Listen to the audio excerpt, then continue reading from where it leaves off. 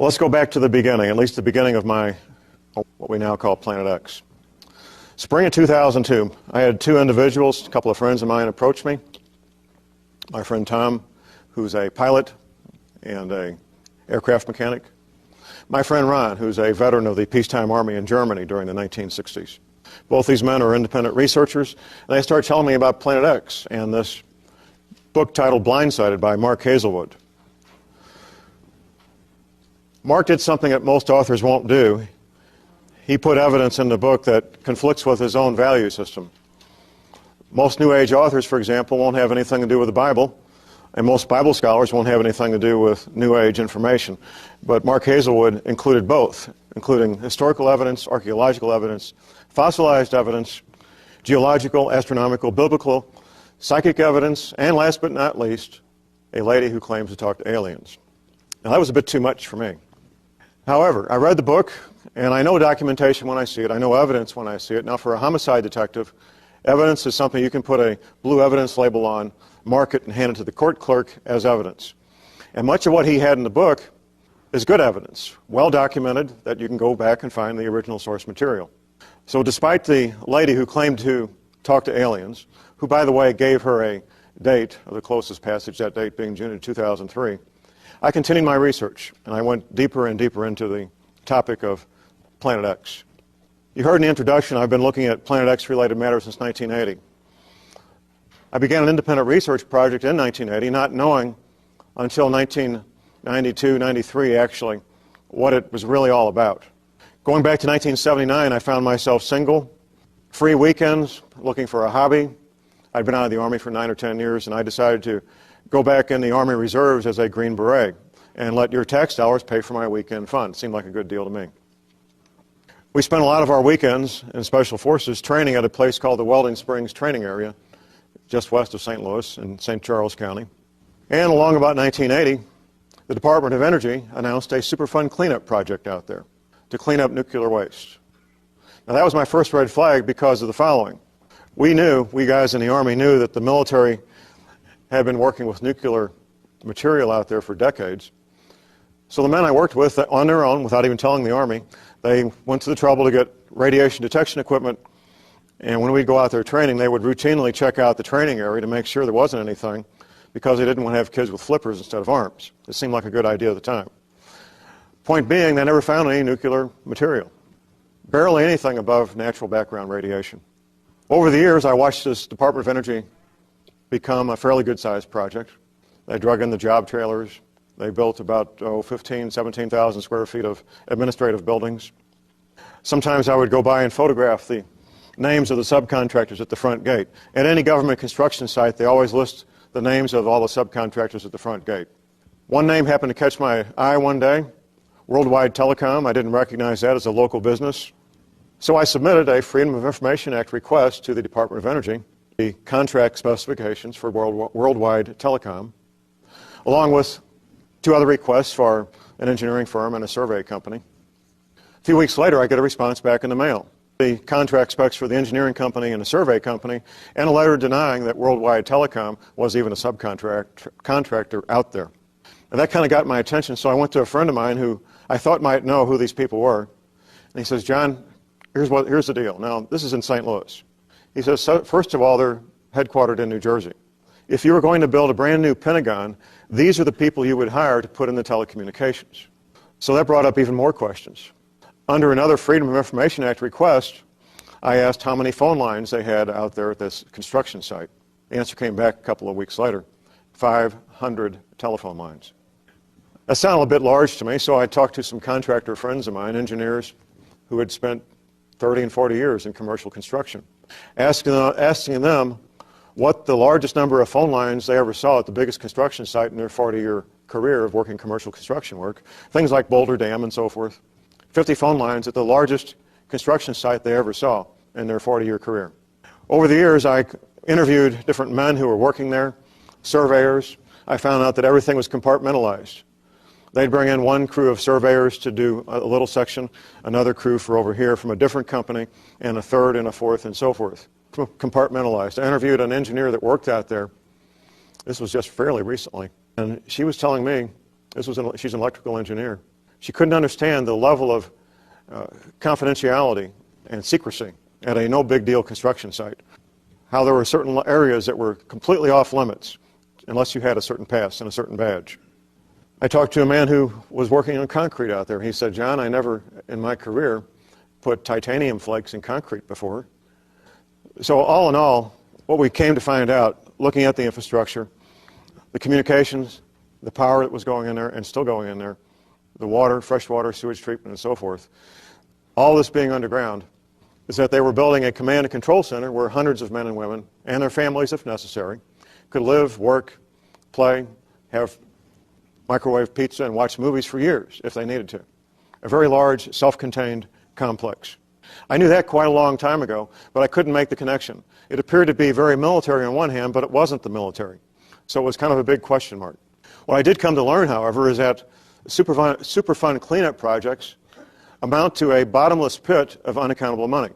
There's very few people that understand the technology of cleaning up nuclear waste. Very few.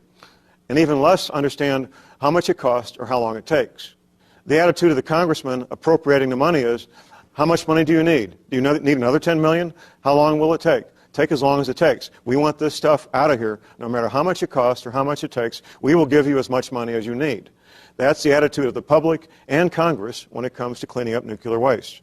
And that's what they did out there, was spend millions and millions of dollars. We have any veterans of the U.S. Navy in here? Well, the military in general is a subculture of our American culture. And of course, the Navy is a subculture. However, there's another subculture, and that's the U.S. Navy Submarine Corps. Now, every man who's ever set foot in a submarine as a crew member, whether he's the lowest ranking, least experienced, newest guy on the ship, has the IQ to be an officer. It's a very select group of men. That's not done in very many units. Special Forces happens to be another one. I happen to know two men who served with the United States Submarine Corps, one of them since 1979. I was having lunch with him last summer. I was telling him about Planet X, and he's telling me about the Ross Ice Shelf, ROSS, the Ross Ice Shelf in the Antarctic. And he's telling me about a physics class, a classified physics class taught by a Navy officer over 20 years ago. Navy officer is now an admiral. What the U.S. Navy was telling the Submarine Corps more than 20 years ago is what will happen when the Ross Ice Shelf and the rest of the ice at the Antarctic melts. That the ocean levels will rise 14 to 32 feet.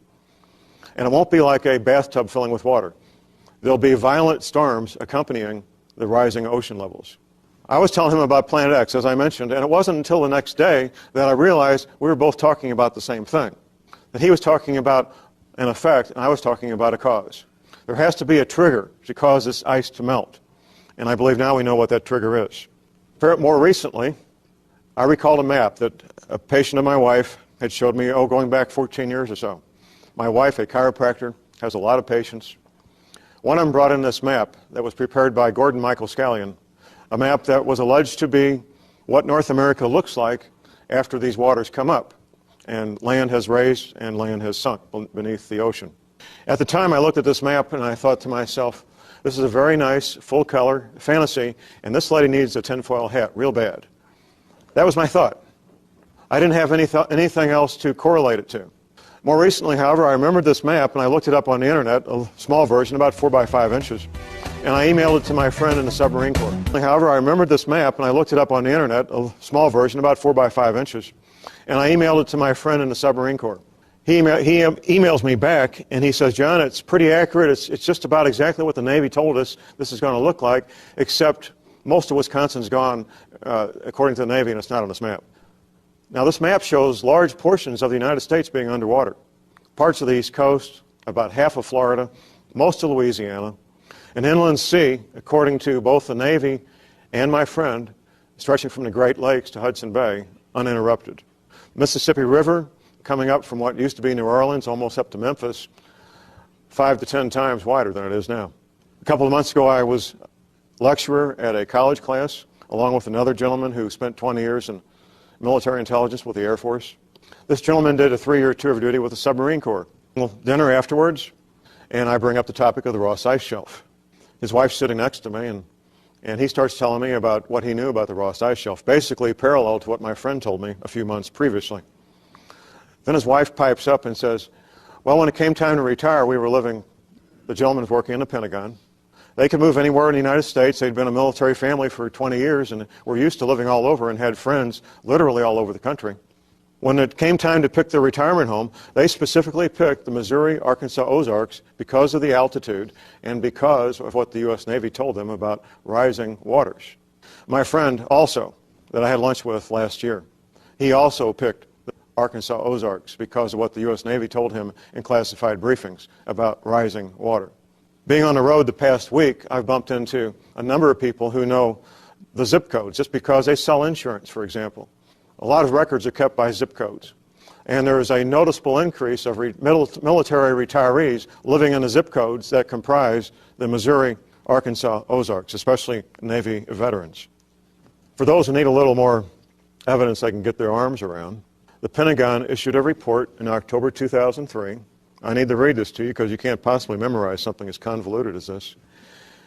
It's titled, An Abrupt Climate Change Scenario and Its Implications for United States National Security, October 2003, commissioned by the United States Defense Department, authored by Mr. Schwartz and Mr. Randall. What these authors say in this report is that global warming should be taken out of the area of being kind of a routine scientific debate and put in the area of a clear and present national security matter. That abrupt climate change may occur in the not-too-distant future, not decades in the future, in the not-too-distant future, causing longer, harsher winters in America, massive droughts turning farmland into dust bowls, and forests. Now you may say to yourself, John, it sounds like you're talking about global warming. You might recall that global warming became an issue about 1985. Now by 1985, the government knew full well what would be happening 20 years later. They knew the events that would be occurring and why they would be occurring. And they knew they needed a cover story to keep everybody calm and peaceful, going to work every morning, paying their mortgage, and being good little citizens. So the cover story they decided on was global warming. And it's been very effective. And here's the way I break it down. These percentages are my percentages, are not from any scientific study or anything. But I've chosen these as representative of what I feel has been going on here for a while. About 49.5% of the population believes global warming is a clear and present danger, putting the earth at risk, putting animals and plant life at risk, and human beings at risk of harm. And that it's caused by that knucklehead next door in his SUV, human activity. That's about 49.5% of the adults. Another 49.5% of the adults believe one of the two things. Either that global warming isn't happening at all and isn't real, or that it's kind of a naturally occurring, slow-moving event, and it won't do any harm, and there's nothing we can do about it anyway. That's the other 49%. That leaves 1%, ladies and gentlemen. That's you in the audience. That's you folks watching this tape. The 1% who actually get their news someplace other than television news, who take the time to actually read books and look for alternative news on the internet or on shortwave radio. That's 1% or less of the adults in this country. Maybe 1.5%, because according to the American Library Association, 3% of the adults in this country have a library card, and half of them use their library card for light entertainment reading, leaving about 1.5% that you both have a library card and use it for something other than light entertainment reading. The deception continues. I have a current issue of The Economist magazine published in London, and they have an article, not an interview, but an article written by the Prime Minister of England, Mr. Tony Blair. You might imagine that if you're the Prime Minister of England and you're writing an article, it's going to be published in the most respected magazines on the planet. It's going to be edited, reviewed, edited, and reviewed for content, for legality, for scientific accuracy, and of course for grammar. This temperature rise has meant a rise in sea levels. Current tense. England is talking about sea levels rising right now, because they are rising right now.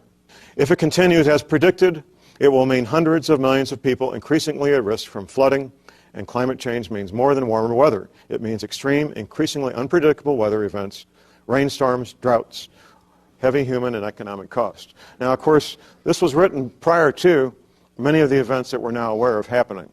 The lead time typically for a magazine like this is several months. Here's what's going on with the weather right now you may not be aware of. This has never happened, ladies and gentlemen. It is surviving the winter and coming up the next spring and growing even more. This has never happened anyplace. At the same time we're having snowfall in Las Vegas, They're canceling dog sled runs and contests in Alaska because they don't have enough snow. Things are getting very, very bizarre. Global warming issue has been very effective in keeping people in the dark as to exactly what's been going on. Got a few Bible quotes here for you folks. Joshua 10:13 talks about the sun standing still. Now, up until fairly recently, and I mean within the last 55, 60 years, since about 1950, how the sun could possibly stand still. Bible scholars referred to Joshua 10:13 as a metaphor. Typically, Bible scholars do that. If they don't understand this stuff, they say, well, it's a metaphor. It really means something else. Well, about 1950 or so, the concept of a pole shift became apparent to scientists, and they understood how the Hebrews in the Sinai desert could look up and see the sun not moving. For the 19th century before that, they couldn't. If you were standing at the right place on the planet and the pole was to shift, the sun would have the appearance of standing still in the sky. Another researcher, about the same time, Dr. Velikovsky, Emanuel Velikovsky, nobody had done previously. He did research comparing what the men studying the ancient Chinese had written and the men studying the ancient Mayans had written. People who live in Scandinavia, ancient folks had written, both of whom had, all those ancient cultures had written records and calendars. Velikovsky reasoned that if the Hebrews standing in the Sinai desert saw the sun standing still, then the Chinese must have saw it not come up the next morning when it was supposed to. Keeping in mind the Chinese had written records and had calendars, and you could line up the Hebrew calendar and the Chinese calendar to compare them if you knew what you were doing. And guess what, ladies and gentlemen? On that date in history, when the Hebrews in the Sinai desert saw the sun stand still, the Chinese saw the sun not come up. The Bible means what it says, and it's 100% accurate. Exodus 16:31. Now, this all happened shortly after Moses made his exodus.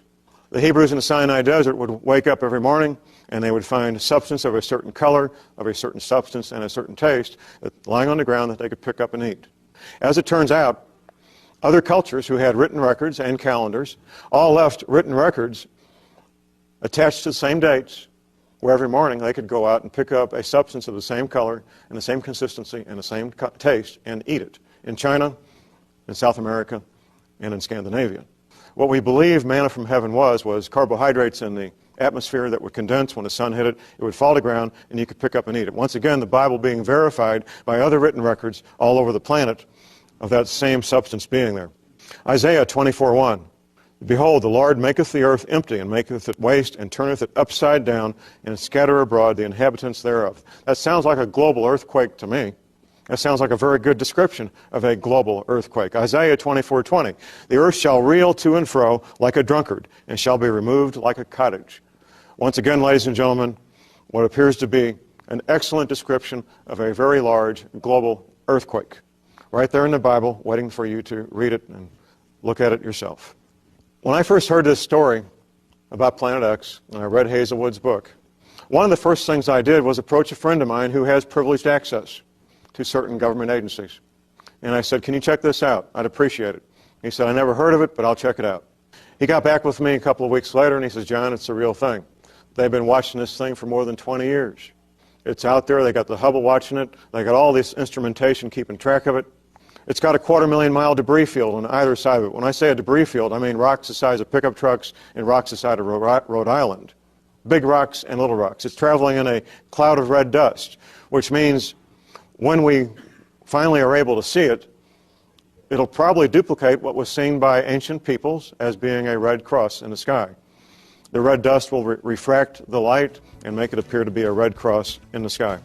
Both my private sources and NASA that Planet X is 3 to 5 Earth masses large.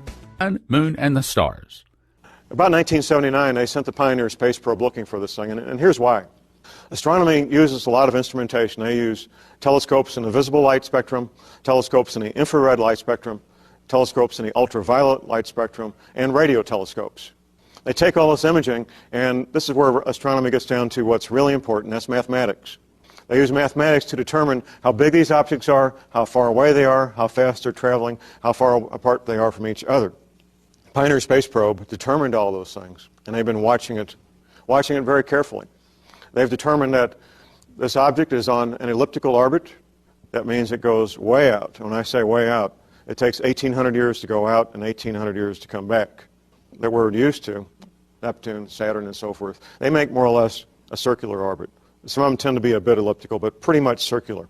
This planet has been the object of a lot of government building shelters, like what I described, all over the United States. And they are, in fact, shelters for high-ranking government officials, immediate families, including their adult children. And all of us have heard about the great earthquake of December 26 and the tidal wave tsunami that followed. Most of us know that it was supposed to be the greatest earthquake since the Prince William Sound earthquake, 1964, off the coast of Alaska. But we hear these numbers about the Richter scale, and a lot of people don't understand what the Richter scale is, and I'll try to explain it in terms that you can all understand. I was in front of an audience in Detroit the other night, and I first asked if there were any self-employed people in the audience. We had several, and I picked one out, and I said, "Sir, I will offer to work for you for 40 hours. You only need to pay me for 30, and my wages for my first hour will be 1 penny, and my wages for the second hour will be 2 pennies. My third hour will be 4 pennies, and if you will agree to double my wages until I get to 30 hours, I'll work that extra 10 hours for free."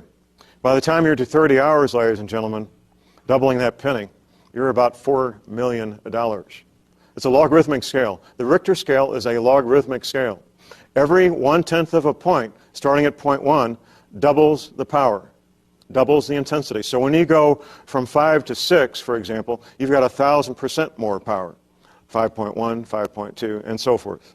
What happened on December 26 literally shook the planet. Some scientists made the reference that it rang the earth like a bell.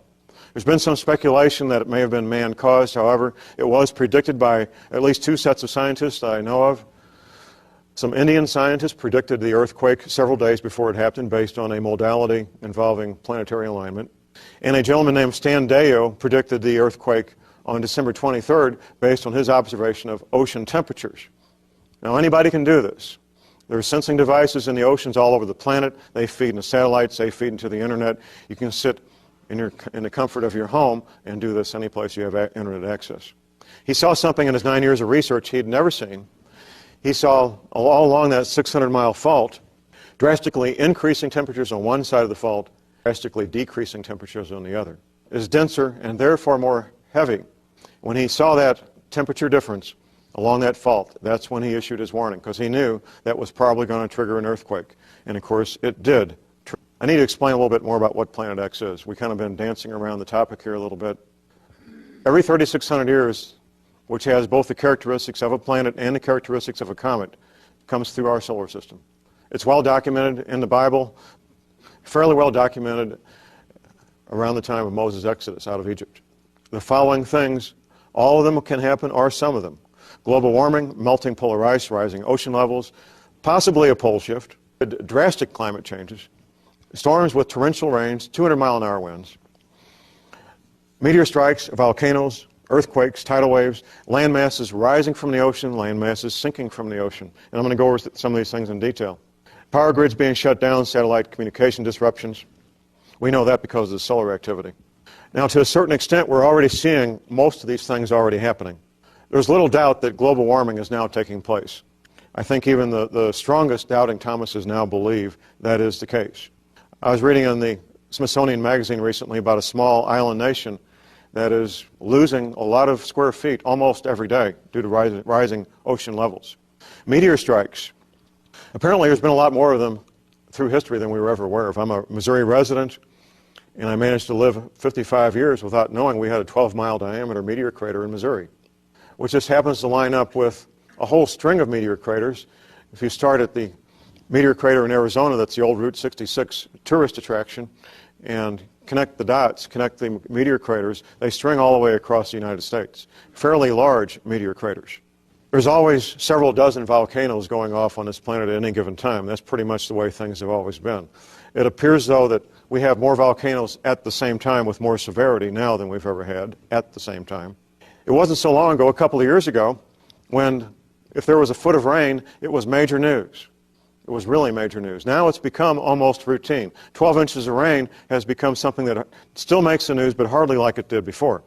On my speaking tour, I was up in parts of the Northeast, especially Detroit, where the largest power outage in the history of this country knocked out power. The government's explanations got to the point where nobody was trusting or believing what they said. First they said it was Canada was the reason. Canada let us know real quick that they weren't the reason. Then they said it was a squirrel. Then they said it was a stick. Then they said something happened in a power plant in Ohio. And I don't think we still know to this day exactly why the power went out to all those millions of people. We do know, however, solar activity, solar flares, can knock out power grids. That's well documented that they can do that. We need to talk a little bit about Alaska. I was just reading a New York Times article. It's been published several years ago, back in 2002. And the details, as they say, is where the devil is. The details are in the devil. The engineers that are in charge of maintaining the Trans-Alaska pipeline, 800 miles long, they're having to do a lot more work these days, and I'll explain why. There's a term that the Alaskans are using now called referring to the trees up there frequently as the drunken trees, because the permafrost is melting. The roots of these trees go down to the permafrost and they stop. Now with the permafrost melting, the trees are toppling over, and the natives are calling them the drunken trees. Which brings us to the Alaskan pipeline and the entire man-made infrastructure in Alaska. Every man-made structure in Alaska, whether it's the pipeline or buildings, telephone poles, were all built with the underlying engineering principle that the permafrost would always be, as the name implies, permanently frozen. Now that the permafrost is melting, the entire man-made infrastructure up there is at risk. People are having to buy jacks to put under their house because the foundations of their homes are collapsing. Roads are becoming like Six Flags rides. The pipeline has to have continuous surveillance and re-engineering and new concrete being poured and piers being put down to where it finally is solid, because the entire Alaskan pipeline was built on top of the permafrost. That's what engineers knew, that's what they were told, and they had no reason to believe otherwise, that the permafrost would be anything other than permanently frozen. Rising ocean levels. So what's the big deal, John? Here's the big deal. 80% of the people on this planet live within 100 miles of an ocean. The closer you get to the water, the denser the population. Some areas you can go for miles and miles and miles from the water and still not be very many feet above sea level. Pastor mentioned in his introduction, parts of Florida are 55 feet above sea level. Most of Florida isn't. The part above sea level, 55 feet, is not very much of Florida. What's at risk when the ocean levels rise is the infrastructure that has the port facilities for ocean-going ships, the ships that move the bulk loads of corn and wheat and soybeans, the ships that move the bulk petroleum products and the coal and the lumber and the iron ore, all the things that modern society needs to function. The port facilities are at risk of being damaged or destroyed. The infrastructure that supports all these people, the potable water facilities, making fresh water, telecommunications, the power grid, natural gas, the roads, all that infrastructure is at risk of being damaged or destroyed if and when the ocean levels rise. I mentioned the Ross Ice Shelf a few minutes ago. There used to be a couple of other ice shelves out there. Larsen A, that's L-A-R-S-E-N, A as in Alpha, L-A-R-S-E-N-B as in Bravo. I know a lot of people watching this tape have seen the Hollywood movie, The Day After Tomorrow. The opening scene in The Day After Tomorrow, they've got an American flag at this Antarctic research center. I had to watch the movie the second time before I saw this. There's a subtitle superimposed on the flag, and I didn't catch it because it was only flashed for about 8 seconds. It said Larsen B Ice Shelf, superimposed on the American flag. The opening scene is the Larsen B Ice Shelf breaking away from the Antarctic continent and drifting off into the ocean. That really did happen, ladies and gentlemen. That's real science. And up until a few days ago, when an even larger iceberg broke off, the largest ice shelf ever to break away. It, of course, was attached to the Ross Ice Shelf. The Ross Ice Shelf is about 265,000 square miles. That's about the size of Texas. It rises above the ocean 600 to 3,000 feet. The Antarctic continent, ladies and gentlemen, has approximately 70% of all the fresh water on planet Earth locked up in ice. Thousands of feet thick. And it is melting, and it's melting from underneath. Ladies and gentlemen, I already explained what the is, and that's to build shelters to take care of their own people. These shelters have been built all over the country. However, there's more to that you don't know. Apparently, the United States Navy has built undersea cities. My friend told me about this last August while we were having lunch. And then while I was having dinner with this other veteran of the submarine corps, this intelligence officer, I brought up the topic, and I'm talking to my friend, the college professor sitting next to him, about these undersea bases, undersea cities where hundreds of men and women can live and work and be comfortable. Well, the former intelligence officer is just kind of eating his pasta and keeping quiet. And finally he looks up and he says, you know,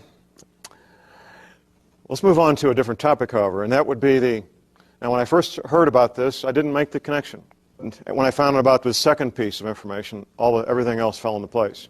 There's something called the Vatican Observatory Research Group, and they operate something called the Vatican Advanced Technology Telescope. Now that's a mouthful. Located at Mount Graham International Observatory in southeastern Arizona.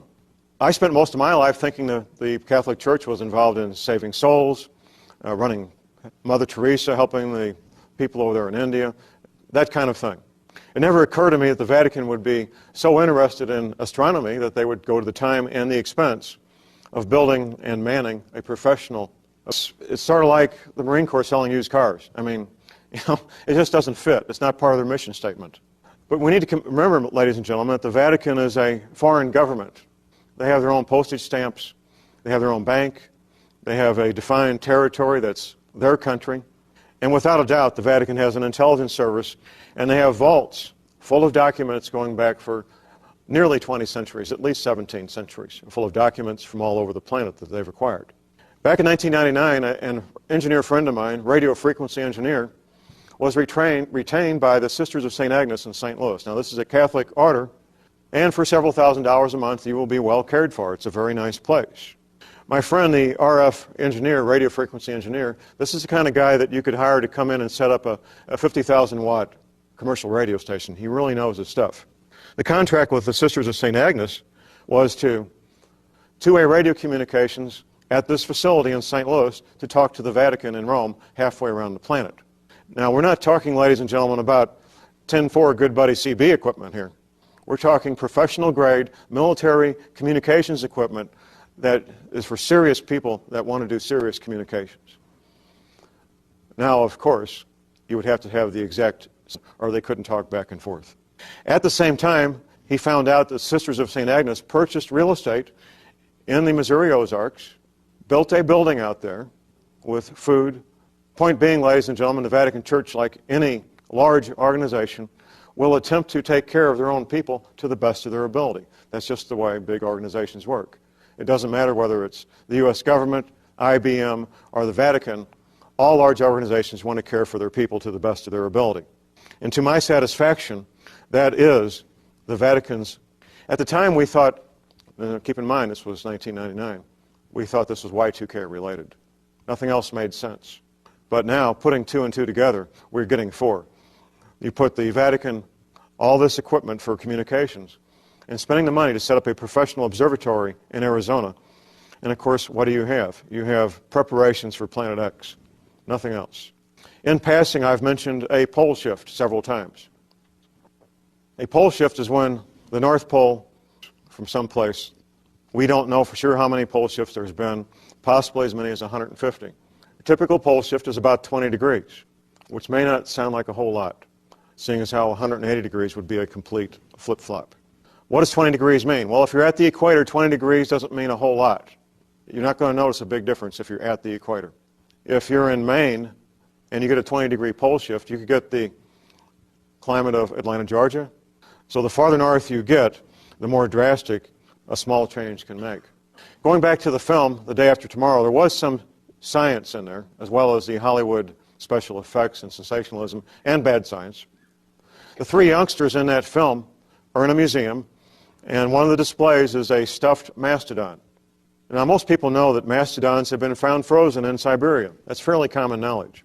Here's some things you may not know, however. People in the audience who are farmers and hunters, they'll know what I'm about to say. When a mammal dies, it could be a cow or a deer, it doesn't matter. When a mammal dies, the first thing to deteriorate is the eyeball. Within hours, especially if it's warm, insects will attack that eyeball and it will start to deteriorate. And by the end of the day, the deterioration will be well underway. The mastodons found frozen in Siberia, the eyeballs were not deteriorated. The mastodons were flash frozen so quickly that the meat was still fresh enough that it was being harvested and sold for human consumption in Russian markets. It wasn't just 2 or 3 mastodons, it was hundreds of mastodons found frozen in a similar fashion. The mastodons were standing there one moment, calmly eating a subtropical plant. They're flash frozen for thousands of years. flash frozen so quickly that the meat never had time to deteriorate, even after all those years. What caused that to happen? A pole shift can happen in a matter of hours. I'm going to get into a rather dramatic explanation of what a pole shift would make happen on this planet towards the end of this presentation. But now it's time for some scientific evidence. People love individuals with credentials. We like to see guys with white lab coats and all these letters behind their name. That gives credibility. In the area of astronomy, about the highest credentials you could ever hope to have would be to become the supervising astronomer for the United States Naval Observatory. I became aware of an interview with that very man back in 1990, Dr. Robert Harrington, who at the time he was interviewed, and the interview was tape recorded, of course, videotaped, August 30th, 1990, at the time of the interview, in his office at the United States Naval Observatory, he was the supervising astronomer. Now, there's lots of astronomers. In fact, there's children that got telescopes and look at stars. And there's high school teachers that got telescopes and look at stars. Lots of amateur astronomers that have some ability and some knowledge. Your local paramedic knows how to stop bleeding is one level of expertise. The man who teaches heart transplants at Harvard University is another level of expertise when it comes to stopping bleeding. Both men know how to stop bleeding, but drastically different credentials. When it comes to the astronomy, had the best credentials in that career that you could ever want to have. The interview was recorded and is on a DVD titled Are We Alone in the Universe?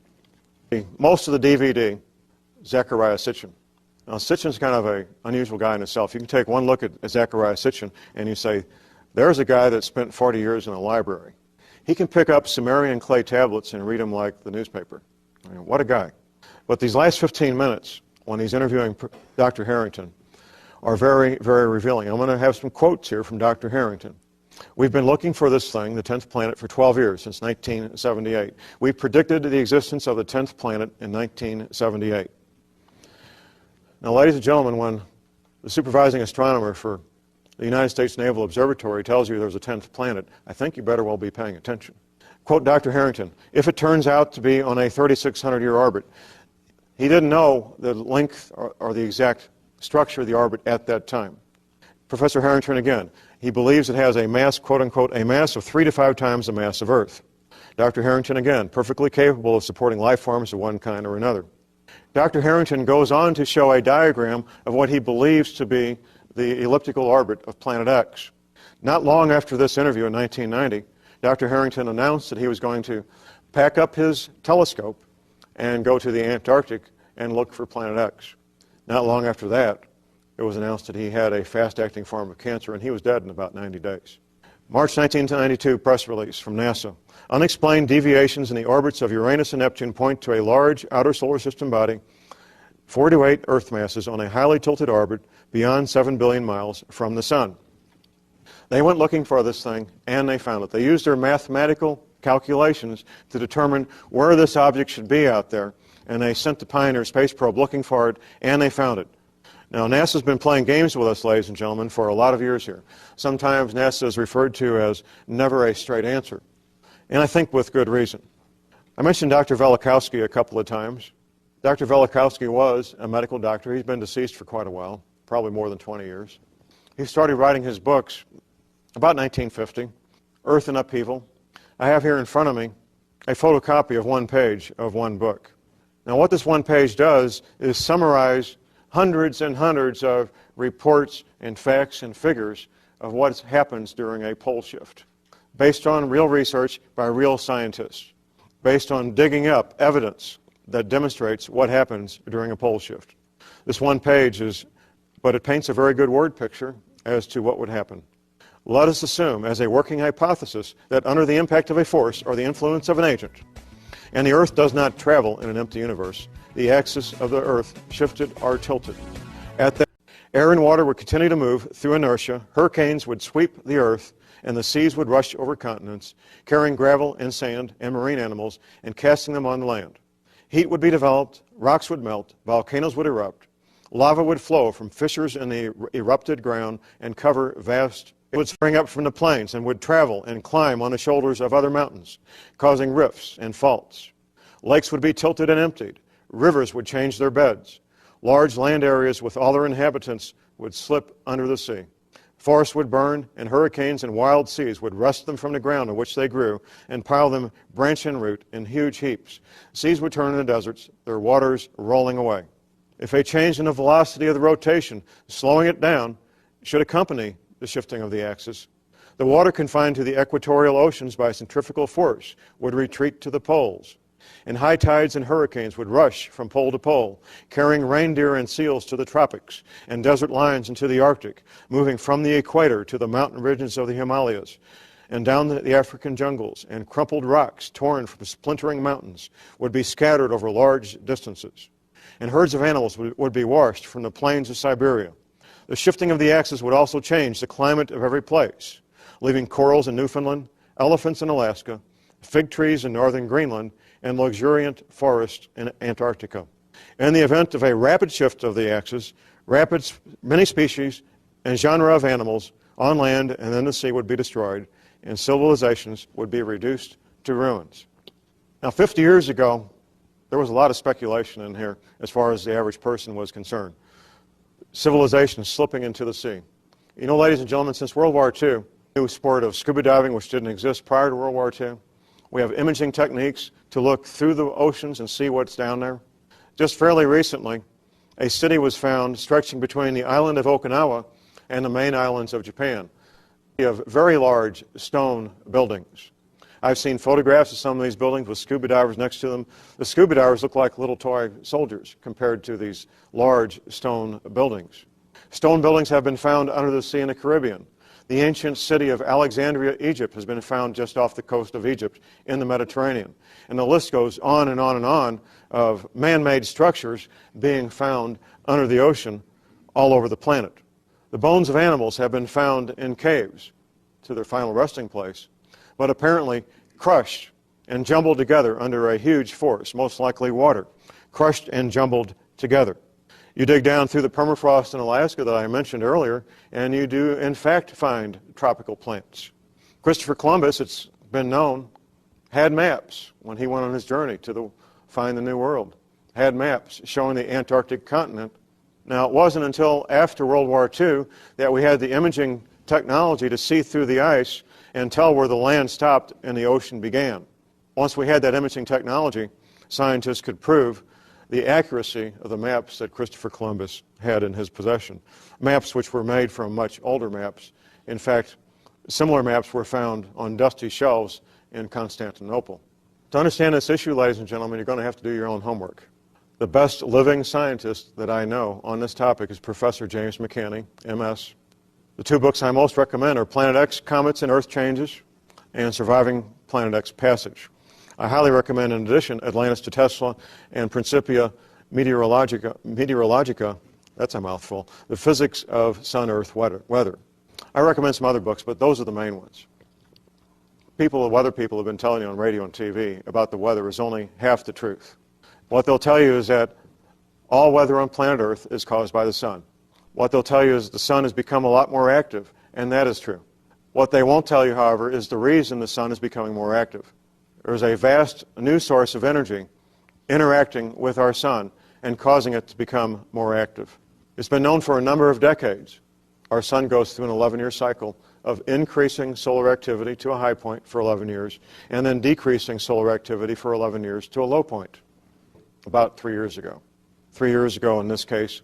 And solar activity continues to get higher and higher levels of M-class flares and X-class flares, sunspots, all the things which create the weather that we have on planet Earth.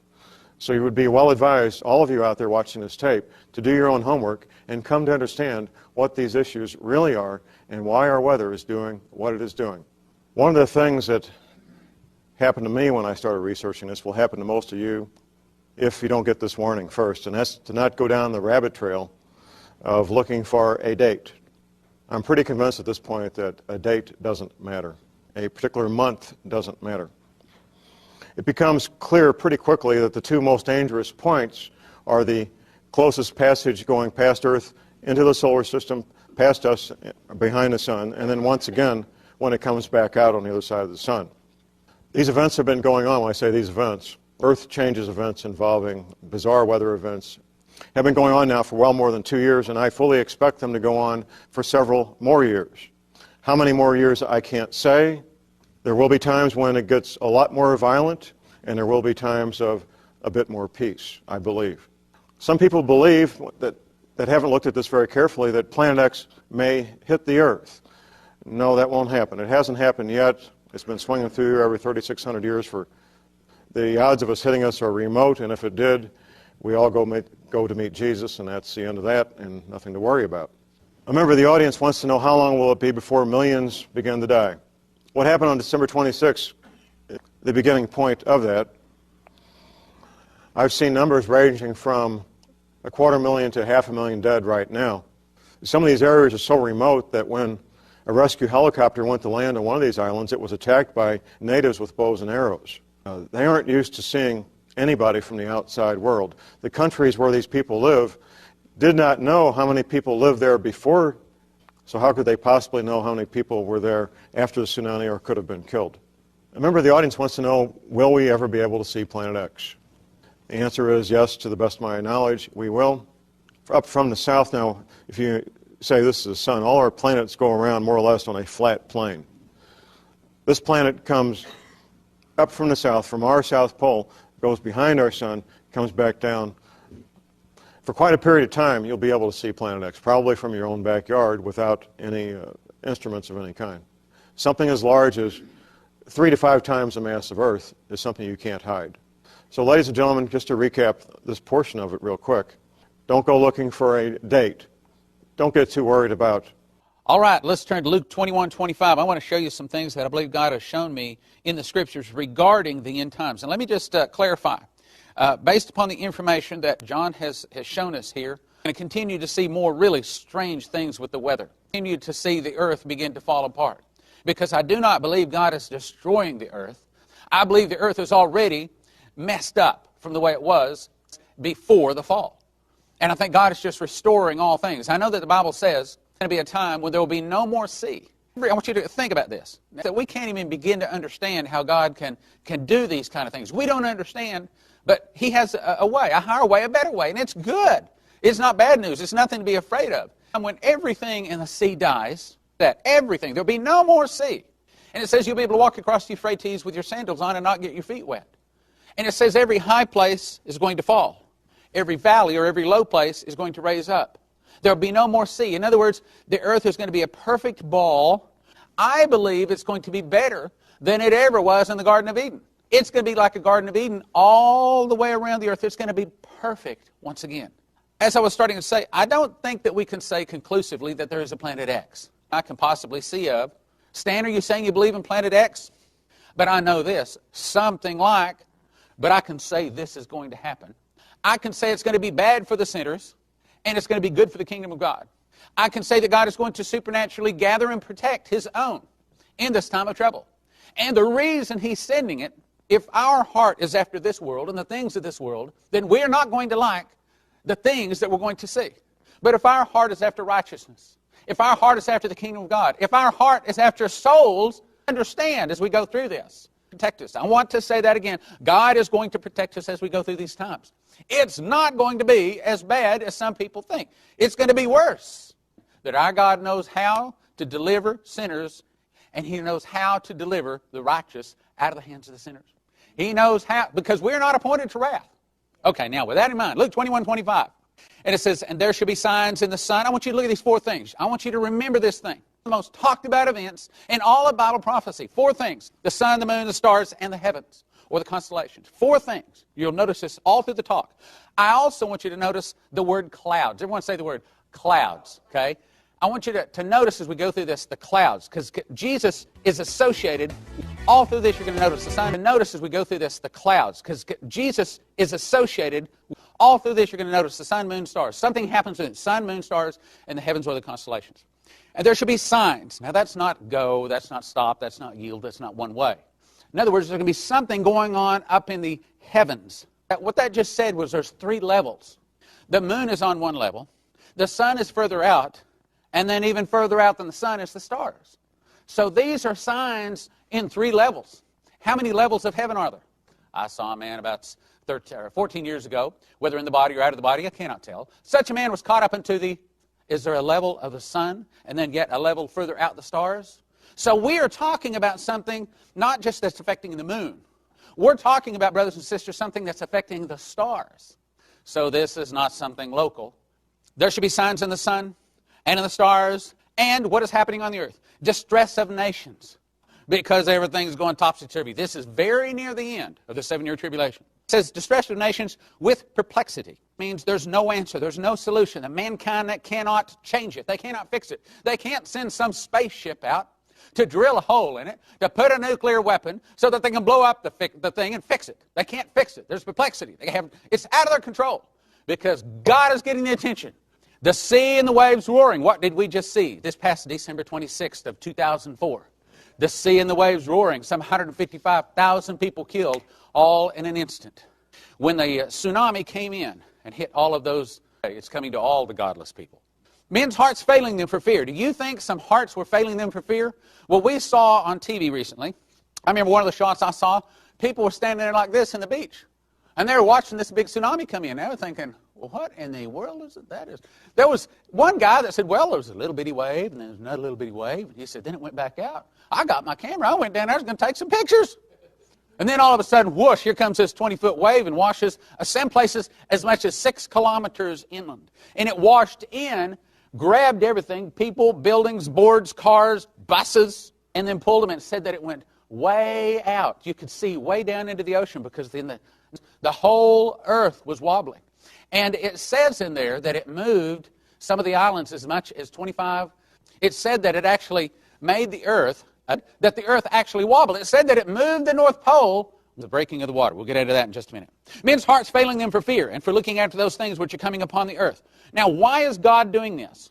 Men's hearts failing them for fear for looking after those things which are coming upon the earth, for the powers of heaven. And then shall they see the Son of Man coming in the cloud with power and great glory. And when these things begin to come to pass, and I believe that just happened, when these things begin to come to pass, draweth nigh. In other words, soon Jesus is coming. I believe that there's a strong possibility that what just happened, a picture of a woman having a child.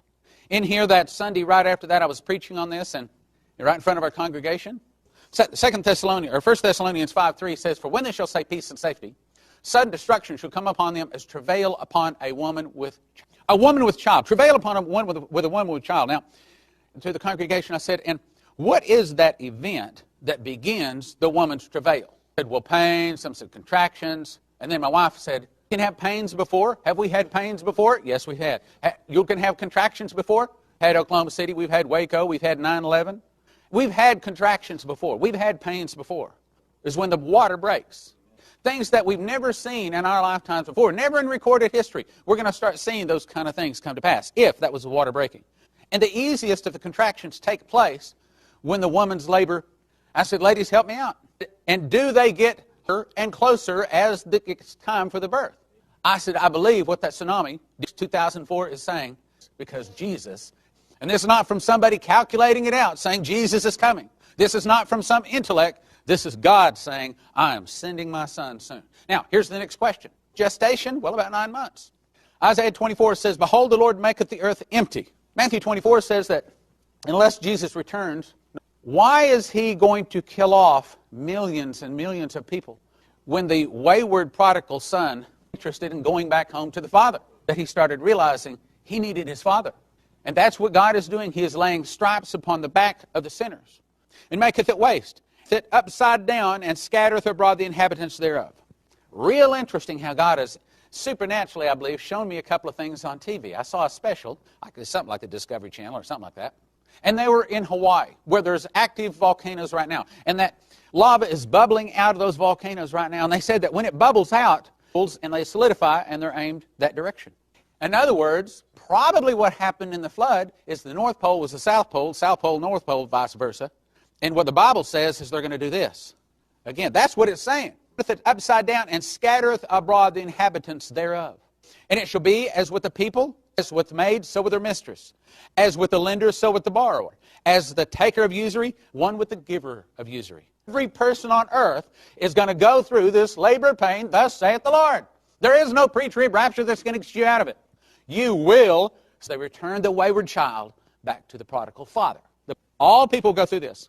The land shall be utterly emptied, utterly spoiled, for the Lord hath spoken his word. See, this world, this earth that we have right now, that is all messed up, all full of sin. I mean, look at our bodies. We can barely live 70 years. These bodies were originally designed to live forever. We have pain in childbirth. We have to till the soil. It's not bad news, it's good news, but it's going through some trouble because we have to learn not to sin.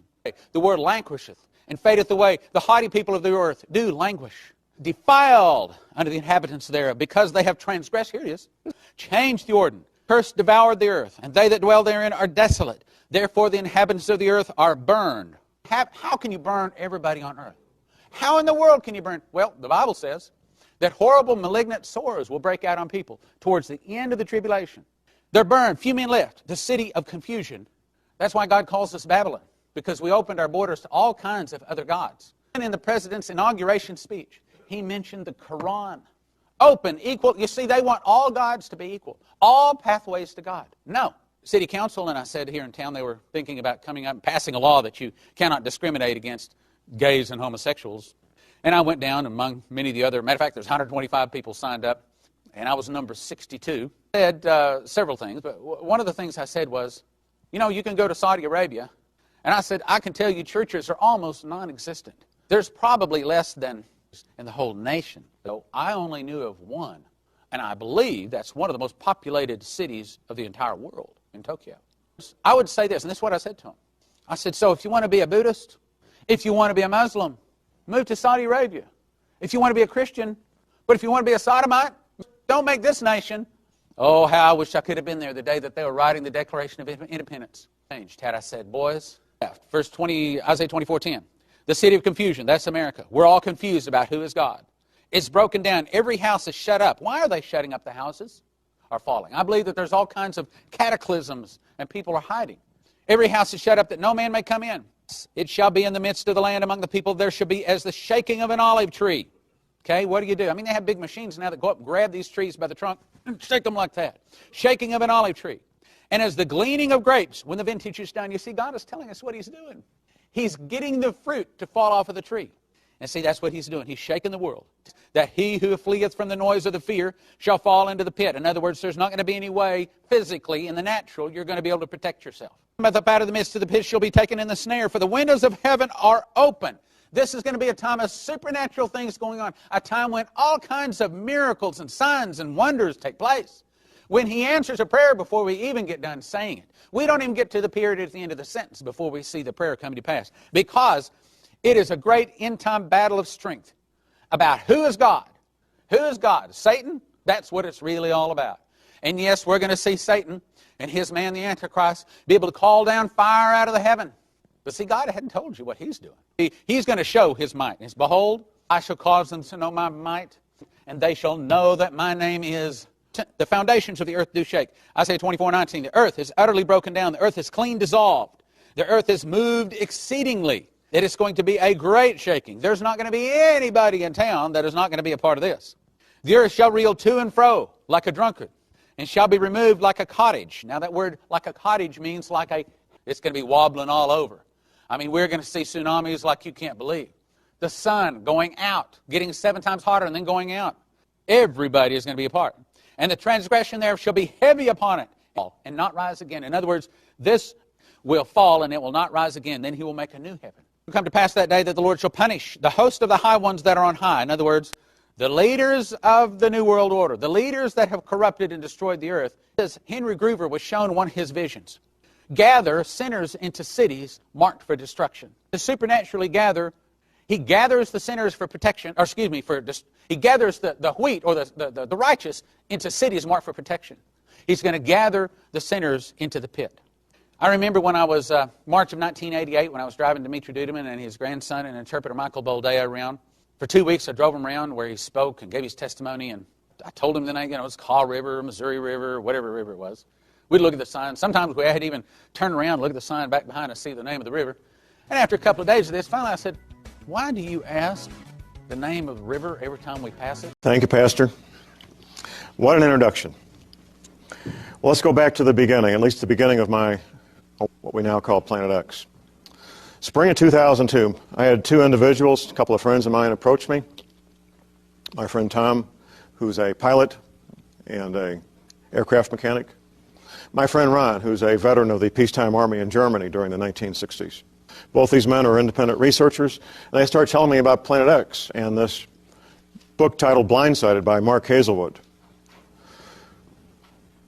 Mark did something that most authors won't do. He put evidence in the book that conflicts with his own value system.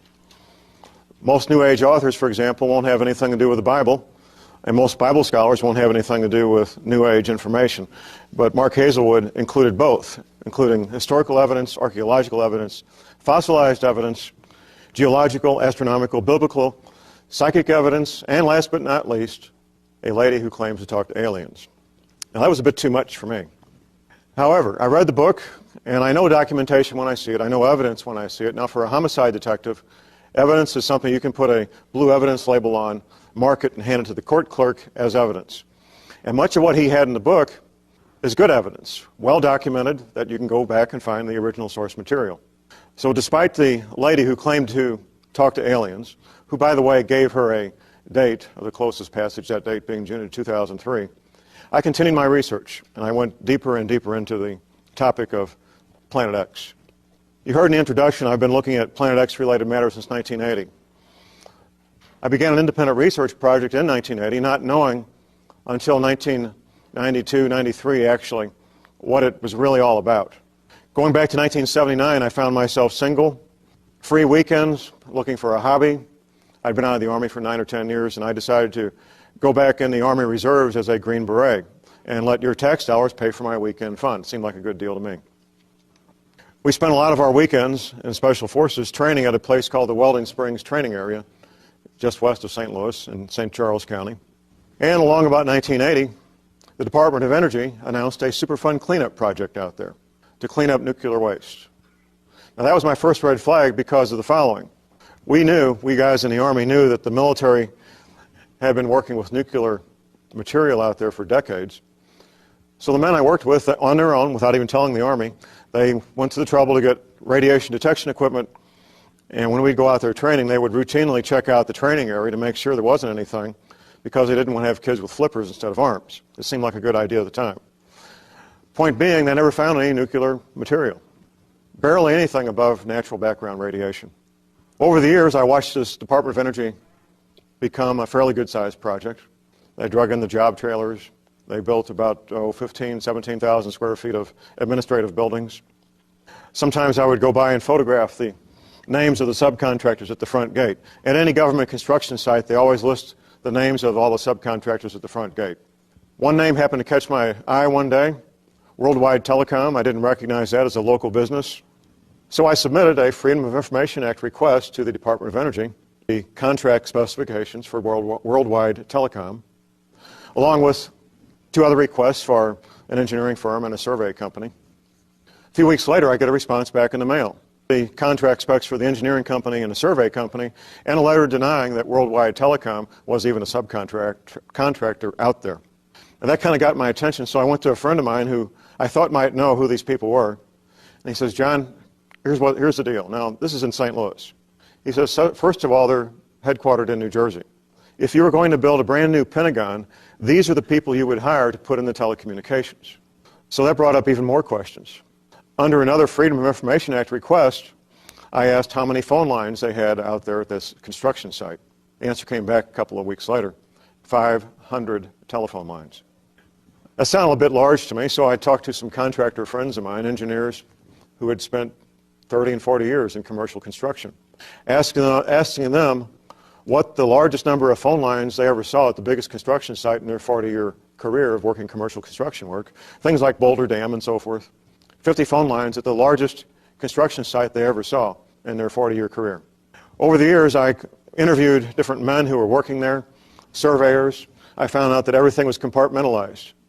They'd bring in one crew of surveyors to do a little section, another crew for over here from a different company, and a third and a fourth and so forth. Compartmentalized. I interviewed an engineer that worked out there. This was just fairly recently. And she was telling me, she's an electrical engineer. She couldn't understand the level of confidentiality and secrecy at a no big deal construction site.